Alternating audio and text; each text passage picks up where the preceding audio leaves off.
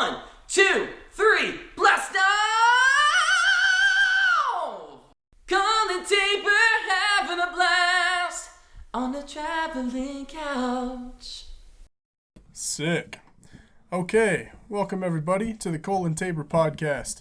As you know, we're going to be talking about movies.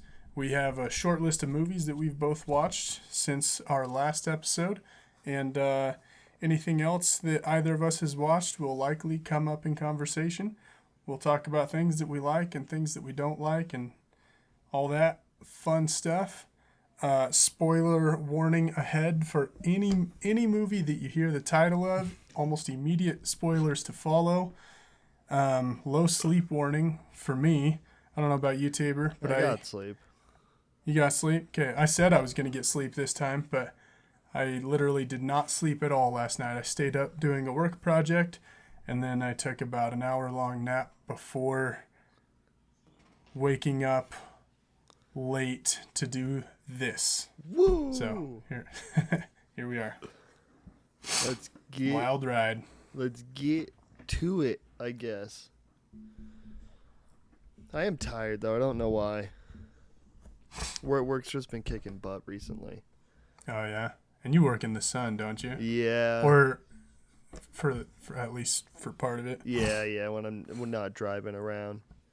Yeah. At the speed of sound. Dude, what did you see this week? This week, this round, I saw The Flash, I saw Elemental, and I saw Asteroid City. And The Blackening. Which I almost saw The Blackening, but couldn't squeeze it in, and it was too little time in the week. Yeah, too little time in the week. Dude, okay, so maybe you have a specific way you want to start this. I don't. But I just want to ask you, what was good, what was bad? Just blanket statements, like what was good, what was bad, and then we can dig into the nitty-gritty after. I think Elemental was pretty good. The Flash was meh. And Asteroid City was great. Okay. Cool. I think I agree with you on the first two, and Asteroid City, I think I would also just say was good. Okay. Yeah.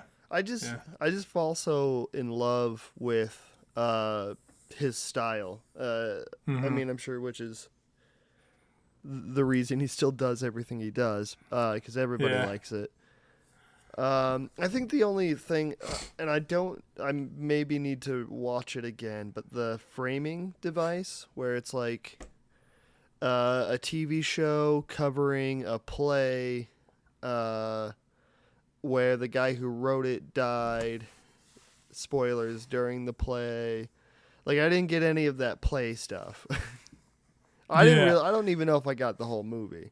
Like, When the character says, "I still don't know what it's about," and then the guy's like, "Just keep playing the character." I was like, okay, so maybe I just don't need to know.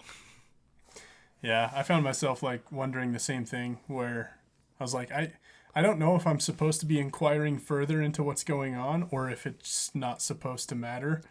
I guess I kind of liked being in that space where it's like, I actually don't know what the writer wants of me. Yeah. And I'm sure if I watched it a second time, I'd probably make my own mind up about what to do with it. But yeah, agreed on all accounts. The style was like, and I'm not a big Wes Anderson fan. Like, he's not one of those people that just like, I like all the stuff he does. Like, half of it sits funny with me, but really did like the style in this one. It was like a surrealistic, like, soundstage meets on location feeling. Yeah. Like kind of an uncanny valley for like in between those two things. It was weird and fun. It was interesting that it seemed like it was mainly just sets, and then they would just like sit in those, like, do those sets over and over and over again. It wasn't really like a lot of vast array of variety of scenes. Right. Which I didn't have a problem with. I really liked, because the other thing about this one is like, it seems like he was doing different things with his cinematography. In the DP, I don't know if it's different or if it's the same guy, but one of my favorite things was when they would do those shot of the dad and Scarlett Johansson talking to each other. Oh yeah. And yeah, then, like, through the windows. Yeah, but then there was like, so like they had the shot not centered, but it was like, here's the house here, and then the windows in the house, and then they had like this sliver of land that just went off into the distance forever, and that stuff was so cool. It was. And then if you notice, like on day 2, after the alien spoilers, it's in the trailer. After, like, the background kind of changes because now there's those like police vehicles and stuff. Oh yeah. And then yeah. Also that in that same sequence, there's the shot where they're both houses are on either side. There's the rock in the distance, and then there's the billboard for casino of the rock in the distance. Yeah. It was just, I don't know, it was so cool. It was, and it kept me continually guessing as to exactly how the scene, or how the location, I guess, was set up. Mm-hmm. And like, my best guess is they actually had like a mixture, like a digital composite of actual like outdoor location shots and soundstage stuff with like walls that, painted walls that give the impression of a Distance. Depth of field. The rocks are real. Okay. And the only reason I think that is not because I've watched anything, but in the credits, they have a credit for 3D rock design. Oh, nice. So maybe That's it's cool. not real, and 3D means it's like computer. But I like to believe Right. Because there were so many like just beautiful, like where the rocks would outline the skyline. Yeah. And there were like moments, like especially in the like broad daylight, like non-sunset scenes, there were moments where you'd be like, oh, like I can see essentially where the floor ends, and this turns into a wall that looks like it continues the road and stuff like that. Yeah. Like, and that might have been an illusion, but it seemed like you could tell where the sound stage's walls were. But then like, and that kind of gives you the illusion that like that's just the setup, it's just a soundstage. Yeah. But then they have things like, like the changing sky and sunset and stuff, like in ways that doesn't look like oh, this one's just painted differently than the one from earlier, like in ways that you get like almost blown out white light on the clouds and stuff like that, like real light source. And then in the end, you have the car drive off down the road, like past what would have been the line where the wall starts. Yeah.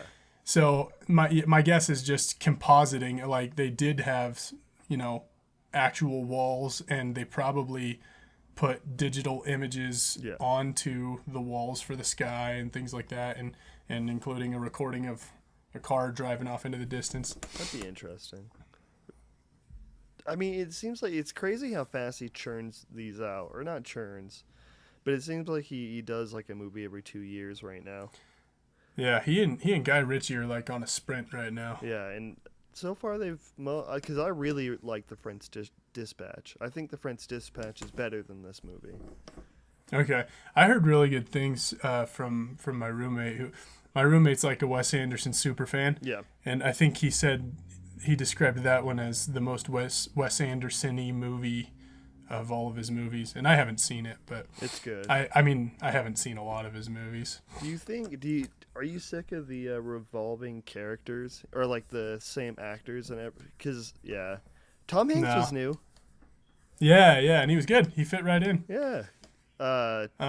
I love it when a director has their team, because then you get to see why the more movies you see them in. Yeah. You see them playing wildly different characters from previous movies with the same director. Yeah. So just you see what the director sees in them, and you see how the character begins to form with that person in mind as it's being written, and like it's kind of fun to see that. Yeah, I love it, and I like, and they always does so good with like using like Edward Norton or Adrian Brody or. Oh yeah. Like, I don't know. And I can't remember the main guy's name, if you could call him the main guy. Yeah, Jason Schwartzman. Yeah, like he's in everything. Yeah. I think he's probably in all of them except like the first one. Yeah, I think he's like the Wes Anderson guy for sure. The other thing. Oh, go on. I learned about him today that he was the original drummer for the band Phantom Planet. And Phantom Planet made the song California, which was the theme song for the show The O.C. Okay. I don't know if you ever heard that one. No. California. Super catchy song. Okay. He was the drummer for that song. Wes Anderson was? No, sorry, Jason Schwartzman. Oh, that's funny. Yeah. And that makes sense on why he plays the music guy in the... It doesn't. I'm just stretching. But in Scott Pilgrim. Oh, yeah, true that. The other thing I was going to say, because I listened to this just barely, the soundtrack in this movie is beautiful. I mean, it's very simple. Like, it's like 5 tracks on what's released on, like, YouTube Music. And it all has that same, like, dun dun dun dun dun dun dun. And I went back and I just barely and listened to the French Dispatch soundtrack and the Grand Budapest soundtrack, and they both use that same bum ba dun dun dun dun dun. I'm probably not doing it right, but it's like did you see Babylon? No. Okay, well, Babylon uses the same sound signature as La La Land. So I'm Oh, really? Yeah, so I'm wondering if it'll be like if it's a similar thing where they're carrying a like sound through each movie. That's interesting. Yeah. Huh. Yeah. I've never thought of a director doing that, like taking sounds with them from movie to movie. Like a producer tag in rap. What's that? Where at the beginning of some rap songs, they'll have like similar like similar tones or like similar beginnings, or it literally says DJ Mustard on the beat or something. Yeah. Yep. Like a producer tag. Yeah, that is interesting. But I didn't see Babylon, and I don't know why. Now that I think about it, I meant to see that one. You got it. 3 hours of greatness. Is it good? It's 3 hours. Yeah, Holy that's probably smokes. why you never watched it. Probably. Dang, dude. Yeah, that's long. I'll get to it though. One day. It's very. I don't know. It has one of the dumbest parts of 2022, but then also like 2 of the greatest scenes of 2022. So. Nice. Yeah. Okay. But yeah, I don't know. The hard thing about Asteroid City is it's so eclectic, and I don't really know if I understand it that much. So it's hard to have like a full on. It's like what more, like it's good. Yeah, and I think that the like things that you can say for sure, like even if you don't fully know whether or not Wes Anderson was actually trying to say anything with this movie. Yeah. I think the things that like I can feel confident in saying are that I did love the style, and I don't always love Wes Anderson's style. I think sometimes he gets carried away a bit, but this was just like. It was just very thoughtful style. And I think I liked the surrealness to it because it was the thing that we were seeing was essentially a projection of what would have been a stage play, but we're like we're not watching something on a stage. We're watching something that looks like it took the visual cues of what a stage play looks like and mapped those onto like a real world or onto like a digital landscape or something, and gave us this surrealistic interpretation of what would have been a stage play. It was just like a weird, fun thing, and gave him opportunities to blend different media from what I think the alien was probably like actually just a stop motion, like a puppet or something. That and like, CG and, just weird sound stagey stuff, and just a very good blend of everything of things. Yeah, very fun. Yeah, I liked it. I was gonna say after watching a lot of his movies, a lot of his characters have very similar storylines, which I mean everybody does. But I mean that's the things that I think you can recognize is like the grief aspect of it. There's a lot of grief in his movies, like the familial relationships that kind of like I feel like he's used like similar like relationship tropes before too. Okay, interesting. Yeah. Yeah. And also Quirk. I'll need to watch more of his stuff. Yeah. Also what? Also Quirk. Every character is so quirky. Oh, yeah. Yeah, for sure. We'll save the one that's meh for last. Okay. What did you think of Pixar's I can't think of anything clever. New movie where they take... No, because everyone said the inanimate object thing. What's the transition? Pixar's Avatar: The Last Airbender. Yep. So, yeah, It works. I was actually surprised by it. I don't know if you remember, but I think it was like probably our first or second you episode said you'd we hate recorded. it. You said you were Yeah, I was like, it's gonna be the worst. I was like, this is movie. probably the downfall of Pixar. Yeah, you said, if I don't like this, I'll never watch another Pixar movie again. And he held a knife at me. That was all very true. That's how I remember it, yeah. It was all very true. I mean, I think the thing I like the most is that the world was very beautiful. All the backgrounds, like all the animation, everything. I mean, it looked beautiful, the whole thing. Yeah. Mm-hmm. I'm trying to remember the ones that kind of stood out to me. Like whenever they would do like the city skylines, like that was always really cool to see how creative they were being with like the buildings behind them. And the small little like touches on how like the world works, imagined through the theme all the way. Yeah. Yeah. Yeah.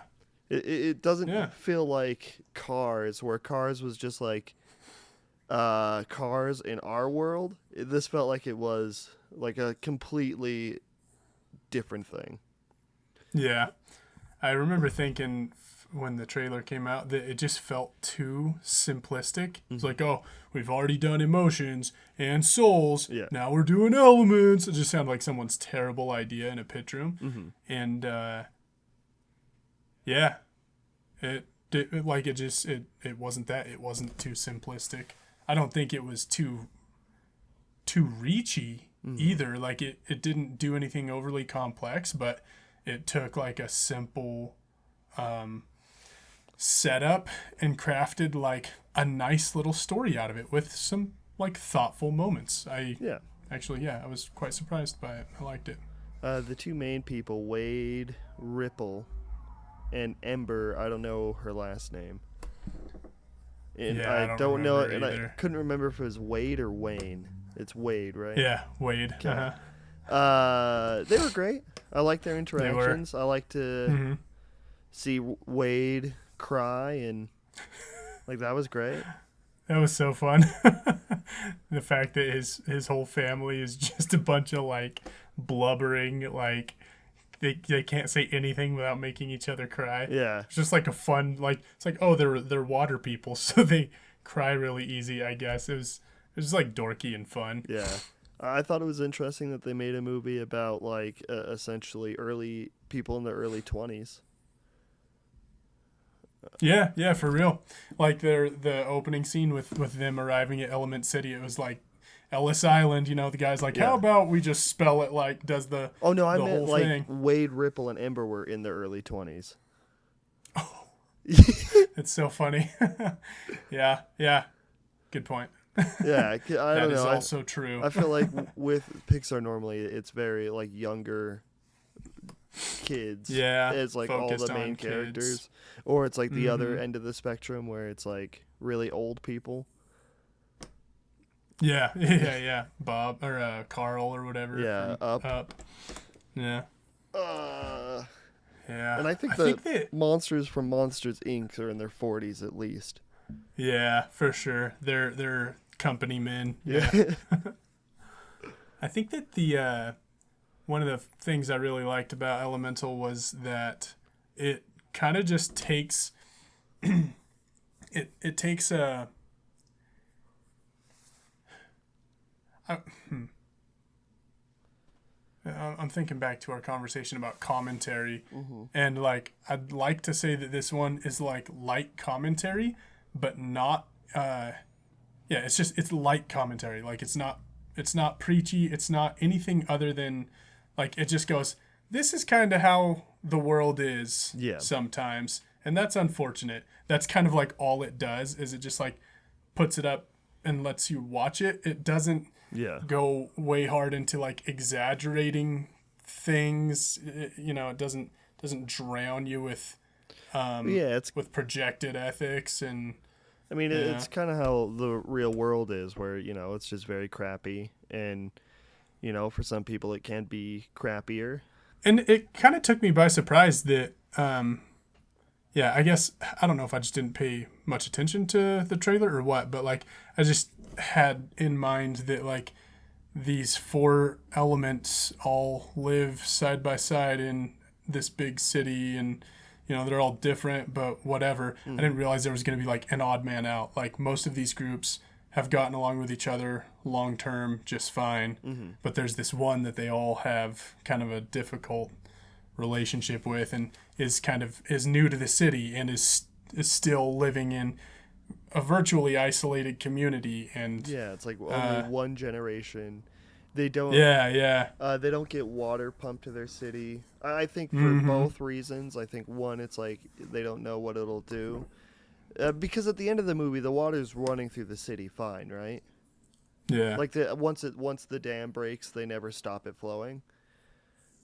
oh that's right. Is that I just can't remember if that's what I think you're right. Which is interesting because it's like, this entire part of the community is being deprived something. What else was I gonna say? Oh, and then also like the pictures when they're arriving in the 1920s on Ellis Island. Yeah. And it's Yeah. because the water people set it up, and then they welcome the wind and the earth people, but then there's no mural there, and it's just kind of, I don't know. Yeah. It's interesting. The wave of fire people hadn't yet made a historic impact enough to have a mural for them or whatever. I thought it was more representation that they hadn't even been welcomed up until a certain point. Yeah, like you do get the sense that like Ember's mother and father are essentially like the first fire people to come to the city. Not that like fire people were like unheard of or unknown by these people, but that they were among the first. Yeah. And yeah, they very much weren't welcome there. And I don't know. I thought all that was interesting. In the end, basically, once you go into the actual city, there are no fire people. It's just Ember. Yeah. Yeah. And fire people are off on like Long Island or something like to themselves across the bridge. Yeah. I don't know. It's really good. I mean, and I liked how far they went into most of the interactions. Like, I feel like they dug pretty deep with how that stuff would work. I mean, especially if it's between fire and water, because those are the two main peeps of the movie. But even some of like the wind interactions, like kind of how they would mix their powers, quote unquote. Yeah. Yeah, it was a fun, well-developed world, I thought. And again, from something that seemed like it was going to be underdeveloped or simplistic, or just like pointless. Like that's what this movie felt like to me going into it. But yeah, they just like took it and developed something good out of it. It wasn't underdeveloped. It wasn't overworked. It was like just nice. Yeah, yeah. I thought it was interesting the way, because like the way that the climax happens when it's the water breaking through, and it's not about stopping the water anymore. It's more just about saving, because that's all you can do with that flood. Yeah. Yeah. I don't know. It's interesting because I think, dude, I found that how the Flash and Elemental connect. There's no use stopping it. You just have to live with your mistake. Nice. Yeah. Good. Good transition. That does work very well. Oh, no, we're not transitioning yet, though. There's probably much to say. Okay. But cool. I thought that was interesting, and how the crux of the story is literally just that she should have told her dad early on. Yep. And that's it. Yep. And I have. Sorry. No, you go. I have a tough time with characters that remind me of people that I would have a tough time with in real life, you know? Yeah. And it's like, it's sort of a common thing to take your main character and make them like less reasonable than the audience obviously knows they should be. Yeah. And so Ember being just completely hard-headed, like super rigid this way, and then like, you know, beginning to open her mind up to other ideas, and then just retreating back into her rigidity in a way that's like brutal to someone else. Like all the kind of like stuff she did, which like if I were Wade, I would have like not continued pursuing her, you know? Yeah. That kind of stuff, like it made, I guess it's good to make me like wrestle with a character because like, I don't know, it's compelling in some sense because like you feel like you know the character and you're rooting for them and you want what's good for them, but you see these like drastic flaws that are just like things that are just like not okay that they do to other people. Yeah. And it's like, does that make you, I don't know, maybe I'm a callous son of a bitch, but it's like, does that make them like do you have a hard time forgiving them now and wanting them to be well still?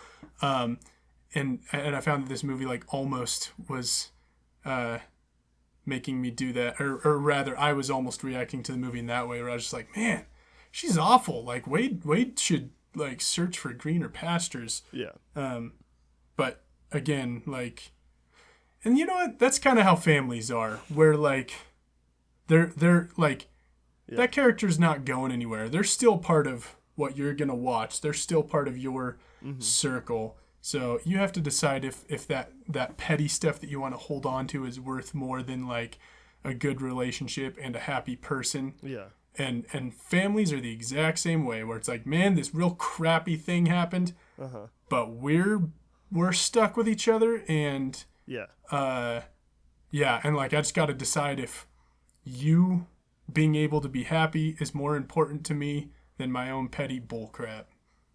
Yeah, so that's probably a good aspect of this movie that I wrestled with it. Yeah, I think when coming to like main characters in general, I don't think I've ever had that issue, unless it's like a really bad character you're not supposed to like. Yeah. No matter how much they redeem themselves. Sure. Because I think there's the movies that kind of like The Joker. Yeah. Where they try to test if they can be redeemed, and I don't know. I don't think he can. Right. But yeah, I don't know. I think I always attached the personalities to maybe people in my actual life. So, then you think about like, well, if it was a real person, yeah, you would, like you're saying, you would probably just put up with flaws because you would obviously see something else. And then if the flaws became too much, that's when you would have to evaluate that with yourself. Right. So I don't know. Yeah. So seeing like Ember like be prickly and then getting to the point where you understand like where that's coming from.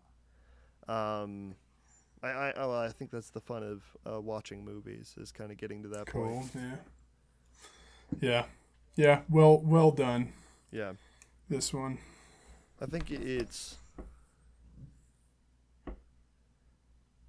I don't know. It's weird that they didn't have as many... I don't know. I lost my train of thought. That's all right. I'll pick it up with this. Okay. I rescind my former statement from weeks or months ago that I think that Pixar is circling the drain. I think they might still have some good stuff going. This one wasn't the terrible movie I expected it to be. And the trailer for their next movie, Elio, I don't know if you saw that trailer. Yeah, I did. That one looks like good fun. Yeah. But what I also said back then was that I think that Illumination is positioning themselves to kind of become like a Pixar-like entity. With migration. With migration, yeah. I hope to be able to continue to stand by that because I'd love to see them pull that off. Then take over. Did you see the Mario movie yet? I did, yeah. Okay. And it wasn't great, but No. Migration looks like a movie of a different class from what Illumination has already done. Did we talk about Mario yet, or did you not seen it the last time we talked? Oh, I saw it I think opening week. Oh, well, let's talk about... We just must have never talked about it. No, did we talk about it? Mario's all right. I think Mario's fun in the... Shit, did we talk about it? I don't know, man. Mario's fun because it's Mario-y. There's so many Mario Yeah. references, and it's so bright Yeah. and colorful, and the way they do all those things is pretty Right. fun. Right, The problem with Mario is that there's so much Mario to it. Yeah, it's too much squeezed into 90 minutes. Way too much. Yeah. It's almost like they were scared that they wouldn't get a second chance. They're like, we got to squeeze every reference into this one. And too much. Too many references, too many... I don't know. It feels like they were like wringing Mario dry, making this, but there also just wasn't like animated movies I like Elemental or Turning Red or Puss in Boots, is where they feel like a little bit more than whatever they're trying to do or than whatever they are, because like Puss in Boots was a movie about being afraid of death and having panic attacks. And Elemental is this like exploration of family and societal And relationships. multiculturalism. Yeah. And then Mario is just about Mario being a guy that gets sucked into a world where he has to stop a turtle. Like, that's it. Yeah. It is not more complex than that. Yeah. Which isn't bad. I just don't think it elevates the experience at all. Yeah, I agree with you. I think some really cool stuff could be done with Mario if people were like a little braver. Mm-hmm. And like I have like a short list of things that like I would do in a Super Mario Brothers adaptation that are like ideas I've carried with me since I was a kid. Yeah. That I think would be like super fun. That would give more texture one. Let's hear one. To that world.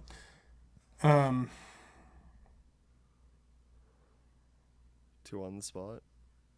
Yeah. I don't know. I wouldn't like I would try to build the world with what little world building stuff exists in the games, and then like, insert stuff in between the gaps and whatnot, but only in as far as it's worthwhile. Like I feel like all of the world building that happened in the 1992 live action Mario Brothers movie and in this Illumination one, none of it was worthwhile world building. It was like stuff that dots that people couldn't have cared less for them to connect or fill in the gaps. And they also both insisted on doing this weird thing where it's like, oh, Mario is just a guy from Brooklyn and he gets sucked into this world. It's like, why? Yeah. Mario's not, like, in all the games, Mario is from, like, we see him as a baby in the Mushroom Kingdom. Like, yeah, he's probably, like, some orphaned guy.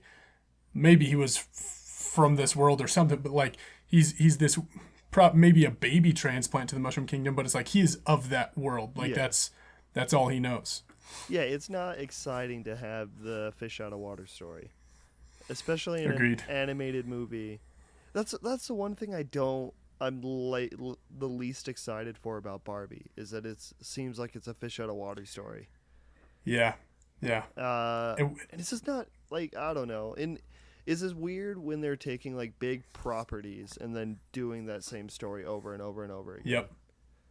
Yep. Yep. Big properties where the framing story for that toy or that video game or whatever has nothing to do with a fish out of water. Like they run to that well constantly. Yeah. The Smurfs are coming to our world. Barbie's coming to our world. Yeah. Mario's going from our world to the mushroom. I hate that, man. Yeah. I just wish it. Like, I think it's a fine device that people use, but it just feels overused. Yeah. Especially, This is and it's because there was a bunch of mediocre movies using it all at the same time. Because you had like Yogi Bear, Woody the Woodpecker, the Smurfs. You remember Rocky and Bullwinkle? They made a live action out of that. And never watched it, but it was I like know. They got sucked out of the cartoon world. Like, yeah. why? Who cares? Yeah.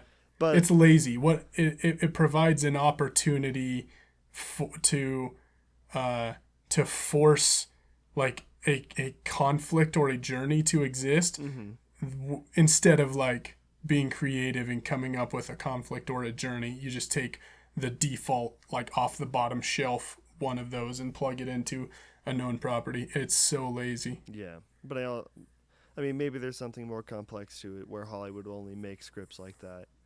And if you try to do anything else, they're like, well, hey. Blacklist. Yeah, maybe let's stick to the numbers here. I don't know. But yeah. All I know is I have hope for Barbie. And I wish Mario was better. Yeah. And same. Because my roommate thinks Mario's better than Puss in Boots. And I'll die on that hill. What's better, Puss in Boots or Elemental? Oh, Puss in Boots. Yeah, okay. And we're talking about the second Puss in Boots, yeah, right? The newest one. The last because I never saw the first one, so I Never. wouldn't know. But I wasn't going to watch this one until people started saying it was dope. Yeah, same actually. Agreed. Much better than Elemental. Let's see. So the one thing and this isn't like because I don't know if this comes from like ignorance, but I'm wondering if it would have had more of an effect for the father-daughter relationship if the blue fire would have went out completely. Interesting. Because it's already not very much. It's not the focus of the scene at all when she hands him to it. Like, he almost doesn't acknowledge the blue fire, which is fine. Right. That's about the same outcome that I'm asking for or putting forward. Yeah. But I don't know. I feel like the message of you're the most important thing in my life is a little overshadowed when, the blue fire made it through. Yeah, right. That's a good point. It's like, everything is all right as long as the blue fire remains alive. Yeah. It's like, but what if it hadn't? Yeah, like would that be... Can you still forgive? Yeah, exactly. Because, she basically risked her life, and Wade also risked his life to save it.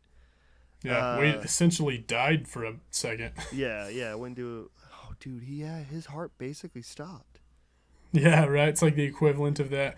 I was like, when they dug her out of that room and Wade was just completely evaporated and gone, I was like, well, gosh dang. Like, wasn't expecting that. Yeah. And I was kind of 50-50 in terms of like thinking they were going to kill him, miraculously bring him back or not. Yeah. I think they set it up. I could have taken it either way. Yeah, they set it up with an earlier piece of dialogue where I think Wade says, when we touched, something changed.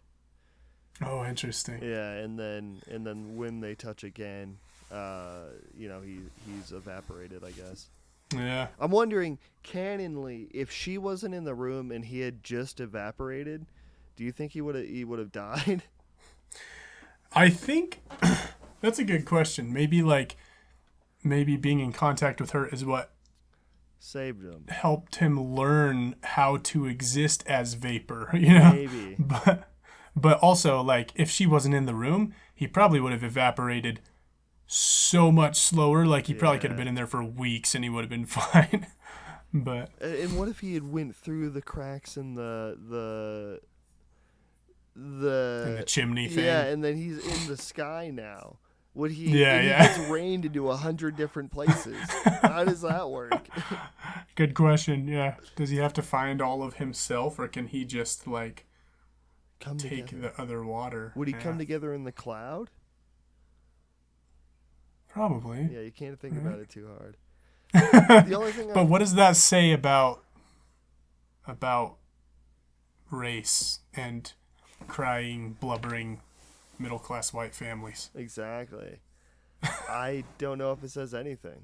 But they're always fine. They're always fine. I think if you think about it a little too much, I don't know. It's a whole can of worms. I'm not sure if it's worth exploring. Like what it's trying to explain, and I don't know. Yeah, I think. Yeah. Let's just stick with it's good. It's good. Yep. And you know what's not good? I thought we said it was just meh. Okay. Yeah. Meh to me means not good. Okay, like you'd never watch it again. I'd watch it again, but like. I don't know what James Gunn was saying when he said this is the best superhero movie ever made. When he also what my favorite superhero movie? What the fuck? Yeah. Yeah. The Suicide Squad and Guardians of the Galaxy 3 are some of the best superhero movies ever made. Yeah. In my opinion. And yeah, he not only like I seem to remember him giving praise to The Flash and also saying, didn't he also say something like that it would be the movie that kind of hands it off from the DCEU to the new DC universe of movies or whatever? Not in any substantial way. I don't think he meant like he's going to set up what's one of the superheroes he's doing? Superman Legacy, Blue Beetle. Blue Beetle, wasn't that in production before? That was definitely in because it has a trailer out. Yeah. Yeah. Yeah, that's true, huh? Does it even set up Blue Beetle? It sets up Aquaman 2. Where the fuck is Aquaman 2? Bro, are they still going to release Aquaman 2? I think so, yeah. Like holy smokes, man. It's been done for like maybe, I don't know if it's been done. But with how they'll go and cancel an exciting new movie that kind of everyone wants to see Batgirl in the form of Batgirl, and then they'll move ahead with Aquaman 2 after years of delays and keeping in the cast one of the most reviled human beings in all of Hollywood at the moment. And like what a mess. Yeah. What an absolute mess. And The Flash has one of the other most reviled human beings. Yeah. Actors. Oh gosh. Yep. I don't know. I don't know what they made some really bad picks. Not that they could have predicted everything that would happen. Sure. But they didn't do themselves any favors with like how they chose to develop stories and in what orders and what priority to give things. And they take this movie, The Flash, which is centered around, I'd say probably like the least interesting character in the current like DC universe of movies. Yeah. Or at least like the one like he's good for a couple of laughs or whatever, but was like, I don't know. I don't think anyone was enthralled with Ezra Miller's take on the Flash. It just wasn't great. He was so disconnected from it. Yeah, and they build what is supposed to be like one of the most important pivotal movies in their whole universe around the least interesting character, the one least able to bear that weight. Yeah. Just terrible development strategy. These guys have just been running around with their head cut off for like years. Running around. I see what you did. Nah. Running around, dude. You fucking. I don't know. I was definitely expecting more. And maybe James Gunn talking at all was too much. Sure. I don't know, because like when you're watching it, I think I was into it. I think I walk into every movie pretty into it for the first 20 minutes. And it's not like this movie lost me ever, and that's why I think it's meh. Yeah. Or it didn't completely lose me, because by the end I'm satisfied with like the journey, and I like the fact that the moral or whatever, the point of it is that he couldn't save anybody, and that sometimes you can't save anybody, or in this case anybody. Yeah, right. I don't know, so that all that was pretty good. But like all the parts in between, like the editing felt very, like when they would go into new situations or scenes, it didn't always feel natural. The parts that they're putting together, like the Zod, really sucked here. Yep. Wasn't intimidating, wasn't used correctly. Kara wasn't used correctly, or at least it didn't feel like that. Like nothing was substantial there. Yep. Batman was substantial, but I still don't know if that worked. Yeah, I didn't love him. Like the most value I got out of Michael Keaton's Batman in this movie was his appearance in the trailer. Yeah. When he like turns around and he's all costumed up and he's like, "I'm Batman." Yeah. Like that moment was worth more than, well, it was definitely worth more than that moment in the movie. It was probably worth more than the rest of his appearance in the movie. I think I'm with you in that, like, the movie didn't at any point, like, I wasn't, like, on board and then it lost me. It was more just, like, I went in just, like, ready, and it never wound up doing much of anything worth my while. That was just the problem. And you can't do that with a movie this big and this pivotal. Yeah, no. And, I mean, the CGI has never looked worse at all. Yeah, yeah. Sorry, I cut you off. Continue with that. I was going to say the speed dome or whatever the fuck it's called. That stuff. Chrono Bowl. Yeah, the Chrono Bowl. When they were running through it, like if you were going to use that effect, you would have to think like you'd want it perfect. But every time we went there, it never got better. Yeah. To give some context to anyone who hasn't seen it and doesn't mind the spoiler, think of The Mummy Returns, The Rock, Scorpion King, stereotypical example of some of the glossiest, worst CGI in early, heyday of CGI. Worst example you can think of, right? It was like almost as good as The Rock in The Mummy Returns. Yeah. The images outside of this Chrono Bowl where he's traveling through time.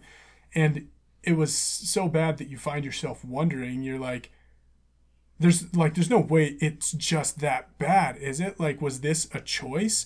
And if so, what a terrible choice. Yeah. Like, if you wanted to stylize it, why stylize it like the worst CGI that has ever existed? There are other things you could do to make it surreal or whatever that wouldn't make it look identical to terrible CGI. Yeah. But apparently, that's exactly what it was a choice. I think Andy Muschietti has, like, made statements defending it as like an artistic choice, trying to make it cartoonish or something. I don't know, something really asinine. It just looked like it didn't have enough time. Mm-hmm. I don't know. How could a movie with that much CGI ever get enough time, honestly? Well, yeah, that's a good point. But it is kind of crazy how much time it took for it to be released. True. Like, yeah. It just seems like we're getting, like, there was a point where we peaked at CGI in, like, Avatar. And then, we were good for, like, 5 years after that where things looked realistic. And then movies just, like, big companies, big tentpole companies started getting lazy, it feels like. And, like, the companies that have the money to be able to do this shit are dropping the ball because they're trying to use it everywhere. Yeah. I don't know. Like good enough is never good enough when it comes to CGI, and I think the studios think that it is good enough. I mean, especially with this one, this is not the good enough portion ever. I mean, I think there's the things that I thought looked cool is the first time the Flash runs. and the world Yeah. kind of turns orange around him, and like all Yeah, that stuff yeah. looked pretty neat. Mhm. And even when they're like the babies are falling from the sky, in that first scene, like it looked Yeah. bad, but with how ridiculous it was, I was fine Yeah. with it.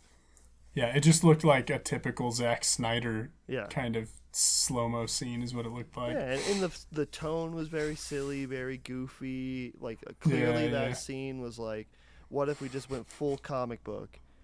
And Yeah. like that stuff worked. Uh-huh. But then like when they were getting more and more serious, and then it was the same quality. Like Yeah. why? Yeah, so I think that was the point at which I was like most into the movie was in all of the opening action. So leading up to that scene with him and the hospital and all that. Yeah. And specifically that part, that opening scene is like, what was I getting at? Dope. Oh yeah, it was when you see him and the babies and stuff just starts getting real ridiculous. Like you see a microwave and you just know exactly what they're gonna do. Yeah.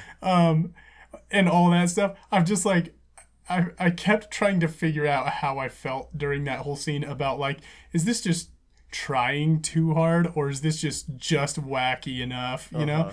And I felt like it was just fun and wacky. Like the maximum amount you can get out of Ezra Miller's take on the Flash was like had in this scene, just like utter wackiness. And that scene was interspliced with some really, really great Batman action. So all the opening action was great, like great entry or like introduction into the movie, and that's where it had me the most, and it never had me that that strongly throughout the rest of the movie. Yeah, I'm just kind of trying to think of another scene that would have been even close. Because, I mean, I didn't like any of the doppelganger stuff.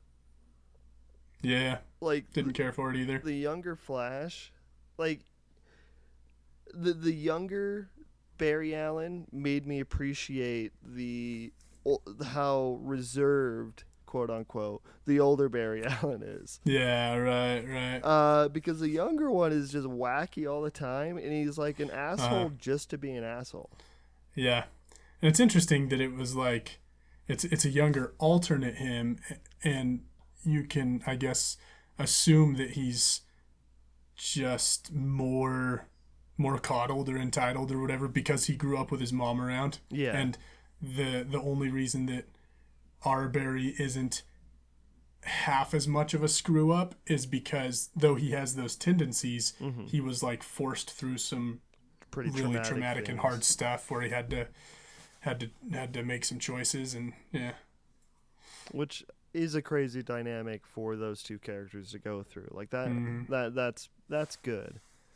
Yeah. And also I mean, so I didn't like him as the Flash, but when it like the ending where it was him turning into the purple dude, like all that was really cool.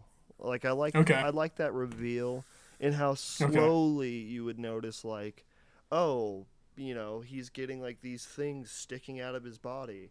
And then the next instant you get like a real look at the other guy, you notice the same yes, like blades and stuff in like the same areas. So like that was really cool. I didn't feel very compelled by that Really thing myself, and I think it's because I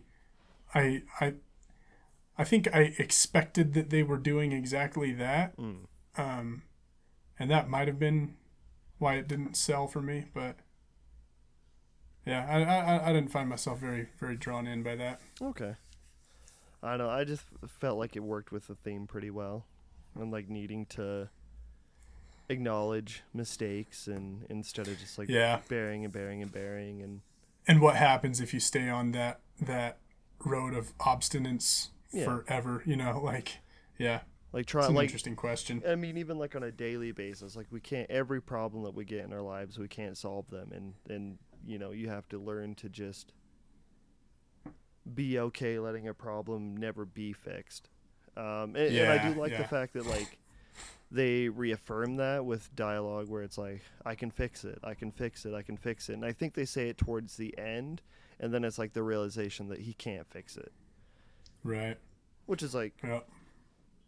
I don't know, yeah.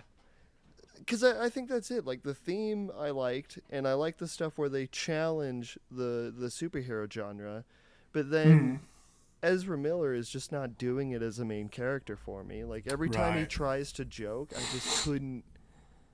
Like, it just didn't feel like we were watching the same movie. Like, when he would talk. Right.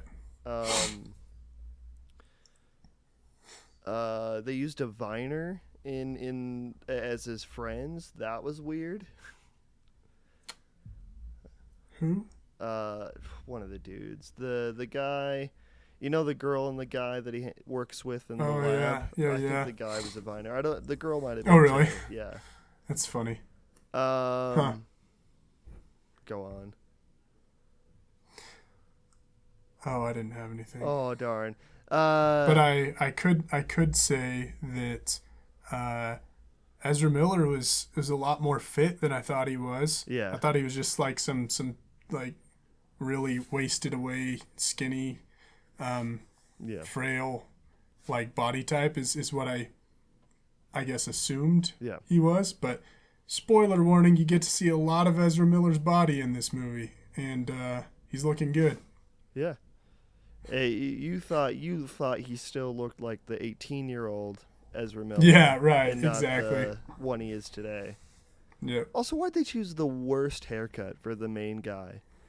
Yeah, the it's not older very Ezra flattering, Miller is it? haircut is like, it's like thinning at the top, and you could have done anything else, and it's flat, like it's constantly wet. Like he is always stepping out of the shower. Yeah, the other hair is way more him, like way more suits his face and everything. Yeah, they should have flip-flopped the haircuts somehow. Made him more nerdy in high school. Right. What do you think of all the cameos? That was actually, that was probably the only 30 seconds of the movie that I was like, yes, I'm 100% here for this, was them using the would-be scene from Superman Lives with Nick Cage fighting off the Thanagarian snare beast. Yeah, that was dope. Like, really that was like CGI the only... again. Only 30 seconds where I was just like, yes! And then the other cameos they included throughout, before and after that, were well, no, I enjoyed it. They were all plenty of fun. I honestly, like, the cameos themselves might have been the only aspects of the movie that were worthwhile to me. Okay. And then one of those cameos was not just worthwhile, but awesome. Yeah. Nick Cage. The Superman Returns guy was pretty cool. When they showed... Did he show up? Yeah, the Superman Returns guy. He was definitely in it. Bad CGI still, but definitely in it. That's so funny. I don't remember seeing him. That was the scene. I remember seeing Christopher Reeve, George Reeves, the girl that played Supergirl. Uh-huh. I don't remember. You're making me second guess myself, but I know that guy was in there. He probably was. They had tons of moving images. Look it up. Superman Returns. They did Adam West for a brief moment. That was cool. Fun. That was fun. Yeah, I swear to goodness this guy was in there. He might have been. Anyways, Brandon Routh. The ones I didn't like were cause I felt like the Aquaman cameo was kind of shoved in there, and the Wonder Woman cameo was kind of shoved in there. I enjoyed the Wonder Woman cameo, and mostly because, I thought that it was maybe cheap to just like have her like swoop in out of nowhere. She had no reason to be there, and she happened to be there just in time to like save the day. Like literally everything would have been screwed if she didn't happen to be there. Hate those kinds of things. But they used her theme music from Batman vs. Superman, which is so much better than like the entire score of the Wonder Woman movie. Her individual theme is so awesome. Yeah, they use that same song in the Wonder Woman movies. Yeah, I couldn't remember for sure if they did or not. Yeah. But I feel like it gets lost in like what is otherwise an underwhelming score. I think they also play it a little too much in the Wonder Woman single solo movies. Okay. Interesting. Yeah. But anyway, I felt like her track. showing up, in full color, saturated color, none of this Zack Snyder bullcrap, with her theme going and everything. Like, I liked that cameo. I agree about the Aquaman though. Didn't care for that one. What was that for? What happened? What was he doing there? Because that one was at the very end of the movie. That one was after the Flash, and now they're. We talk about this almost every time, but why do they keep doing these after credit scenes? And now they're not even worth anything. That aren't providing anything. yeah, no future. So silly. It's like when an indie movie will have an after credit scene, like The Green Knight, where that's probably more important than whatever the fuck this is. Sure. Yeah. He's just drowning himself in a puddle in the street. In a puddle. yeah. It wasn't funny enough to be worthwhile. No. And it certainly didn't provide anything for like context for future stuff. After these two things with Jason Momoa just being kind of cornballs, this and Fast X. Yeah. I don't know if I'm gonna oh wait, I can't say that because it might be a spoiler for a future movie. But he's in another. I don't know. Never mind. I can't say anything.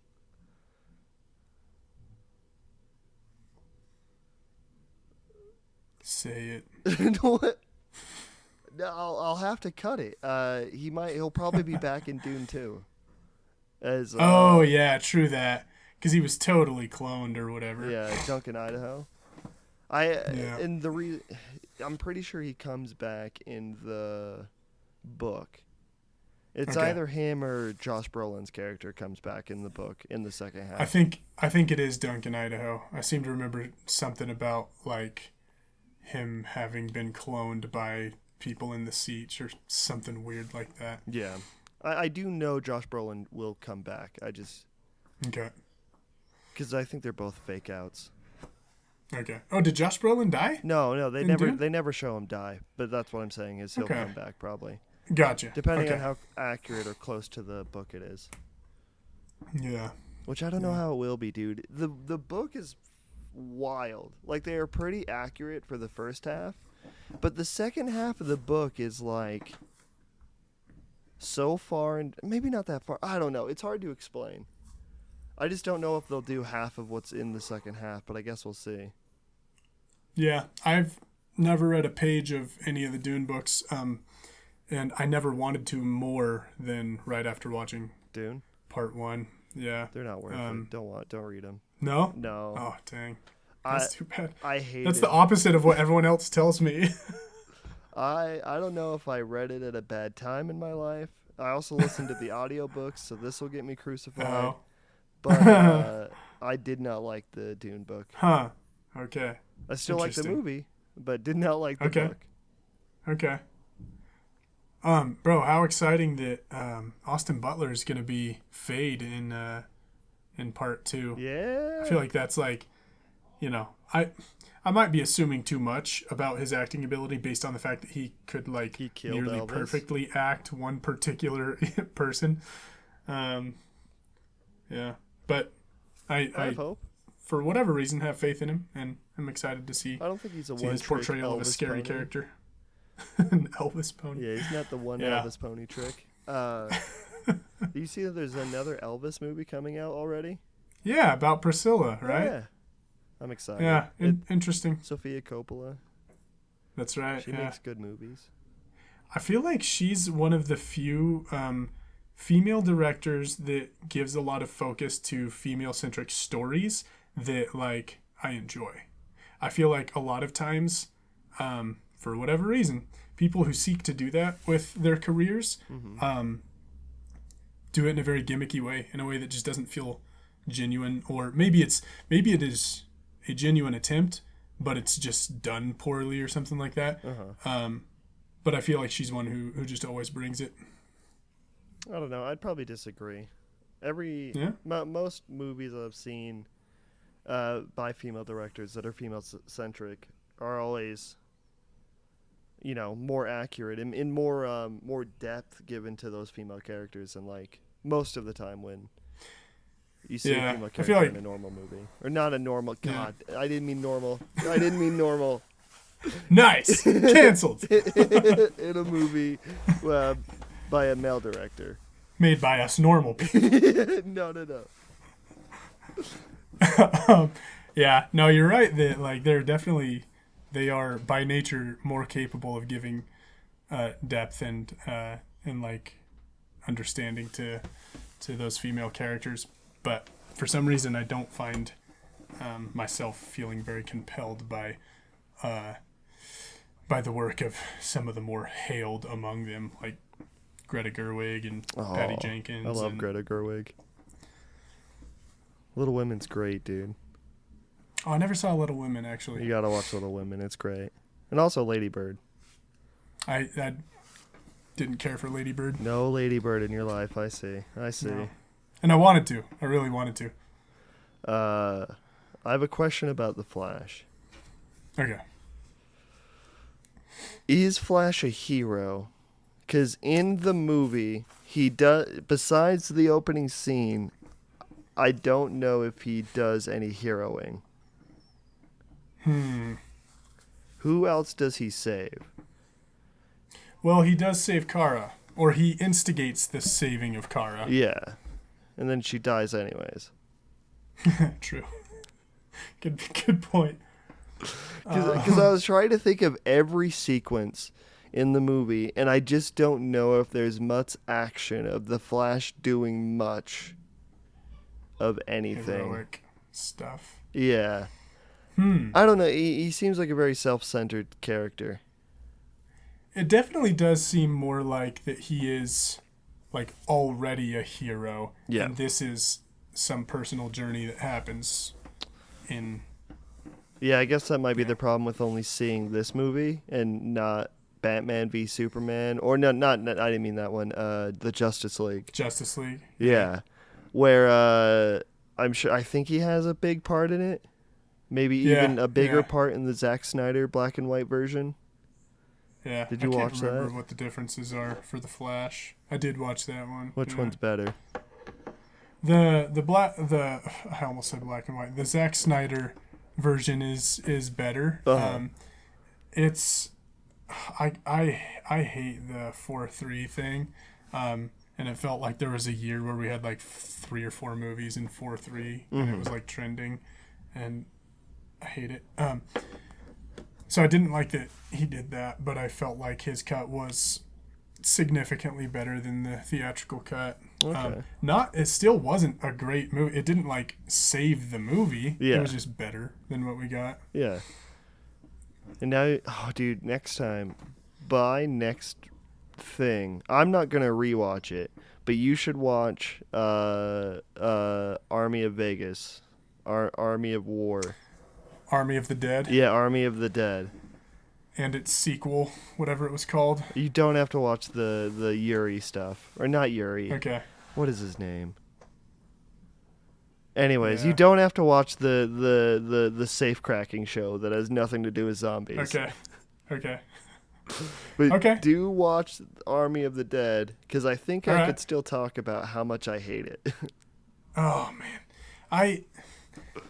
Dang, man. I want there to be like some sort of laurels that Zack Snyder can rest on, because I feel like most of what he has done with his career I have despised. Yeah. And probably if there is any such thing, it's probably the movie 300. Yeah. Where it's like, well, he did that one. The spectacle. He did something with that one. The spectacle of 300 is great. I haven't read The Watchmen, but I like Watchmen. Yeah, Yeah, you know what? It's been a long time since I watched Watchmen. I don't remember whether or not I It's been an odd cared few much amount for of it. years for me. I think I watched it like 2 years ago for some reason. Okay. And I still liked it. It's long. It's way too It's fucking good? long. Yeah, but Okay. I don't know. I liked, and this is my non-comic, dude. I don't know. I liked all the actors for the most part. I really like Rorschach. Yeah. And I like the spectacle of it. Like, there's sometimes that Zack Snyder spectacle is exactly what you need in life. Okay. And I think 300 and Watchmen do it for me. And then Okay, cool. everything, and I also kind of like Sucker Punch. Okay. But everything else, it just doesn't feel. And I haven't seen the first of the Dead movie he did. I need to watch that one to complete it. Yeah. Okay. Did he make 300 too? Because that movie was not great. I don't think he did. I think it was a different director, but I don't remember who. Yeah. Zack Snyder's next movie is going to be great, though. I don't know What's what his it next is. movie? I don't know. Oh. I'm just saying Just it. hopeful. I'm just saying it that he's coming Yeah, back. hopefully. He's gonna. He's been mistrusted, or he's been handed the wrong things. He's been trusted with the wrong things. Yeah. And that has like proven sort of detrimental to his career, honestly, but like definitely detrimental to Warner Brothers like attempts at making anything out of their DC universe for film.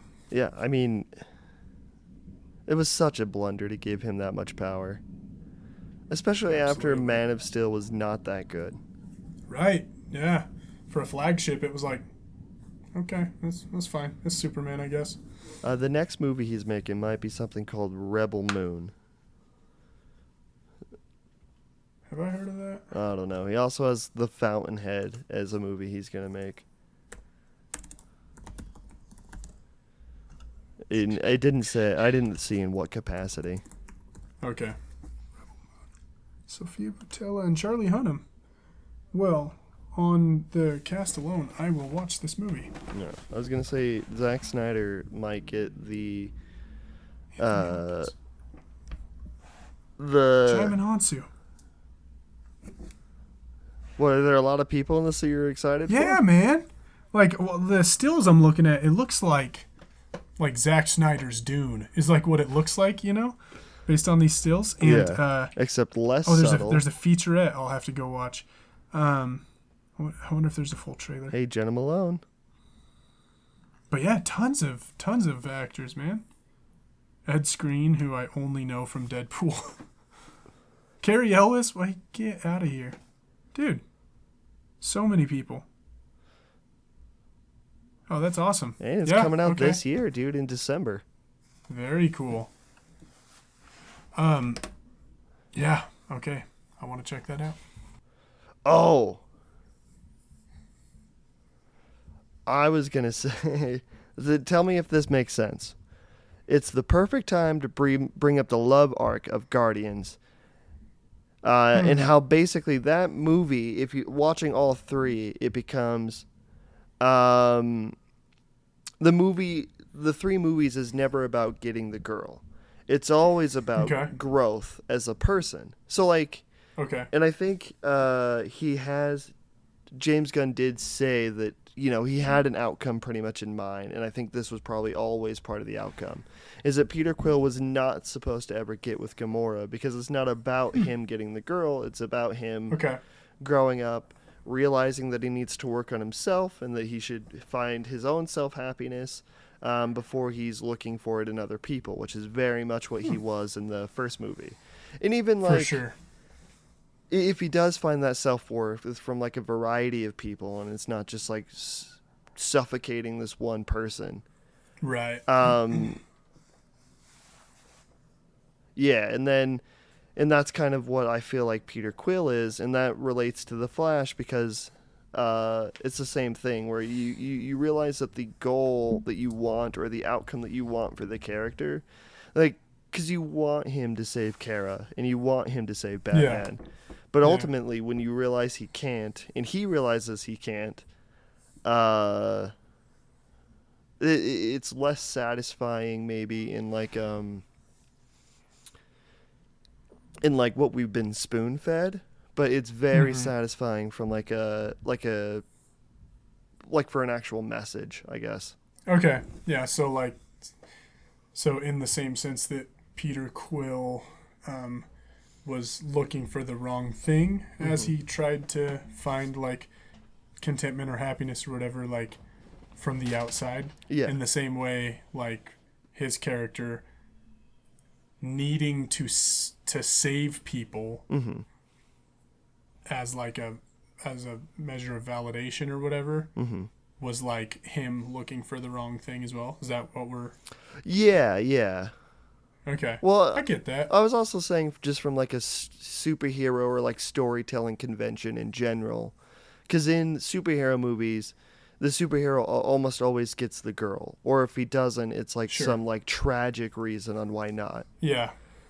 And in superhero movies, they always have to defeat the bad. They always get to defeat the bad. But in Guardians, he doesn't get the girl, and then in the Flash, he doesn't defeat the bad. It's more about like self growth rather than okay. Yeah, if that makes sense. Yeah, and I agree with you. I think that's a worthwhile story to pursue. Yeah. Again, or like a direction anyway. Just if it was helmed better. If Ezra Miller wasn't the guy, away from like everything that may make him a bad person in real life, he just wasn't the guy. Right. Agreed. Yeah. And I honestly don't love Andy Muschietti. I've yet to be impressed with him, and so I don't know if he was the guy either. Don't. Oh wait, no. Andy Muschietti the Don't Breathe guy, or is he the It guy? He's the It guy. He's the It guy. He Mama was did, all right. I hated Mama. That was the other one. Yeah. That's why I think I don't get along with him, is because I really detested Mama, and I was very just underwhelmed by It. Yeah, I mean we've talked about It and how much I don't like It. Yeah. Motherfucker made a bad movie out of it. And now you have to wait another 30 years. Yeah, and also get into the movie industry in order to make this movie. Yep. Well, one of those is going to be harder than the other. The waiting 30 years part is going to happen anyways. True that. But yeah, I don't know. Other than that, there's just so much annoying about it. And I think that's my biggest takeaway, is that The Flash had potential, but it was annoying. Yeah. Agreed. Yeah, had a lot of potential. Didn't bring it. Didn't land it. Didn't land the plane. I don't remember the tone of what we were saying just before this.